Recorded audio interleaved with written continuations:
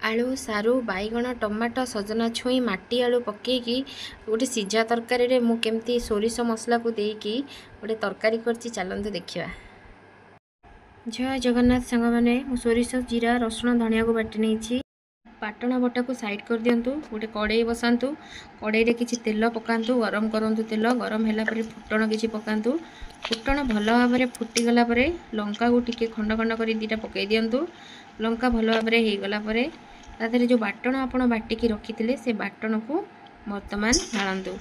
बाटण भल भाव में जारी होला परे टमाटो जो अच्छी सीझिकी तरकारी भितर टमाटो को बाटण भितर पकईकी भल भाव में कषि नवा बाटण को देखु बाटण रे केमती टमाटो पकईकी भल भाव में कषुची आपको जेपर्यंत पानी बाटणरू मरीनी से पर्यंत बाटण को आम कषा कारण धड़ा सोरिष ये पिता लगनी आवश्यक अनुसार लुण पकेबा लुण पकईकी भल भाव में आउ थे घंटी दबा बाटण को बाटण पूरा सुखा हो गला परे ऊपर तेल टिके टिके देखा तापर जाकि आम पकेबा आमर सीझा होता पनीपरिया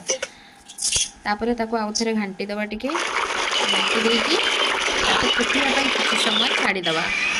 तापर धनिया पत्र पकईकी भल भाव में गार्निशिंग करके बाढ़ी खाइबा। यही रेसिपीटी जदि भल लगुଥାଏ लाइक शेयर एंड सब्सक्राइब करने को भूलिए।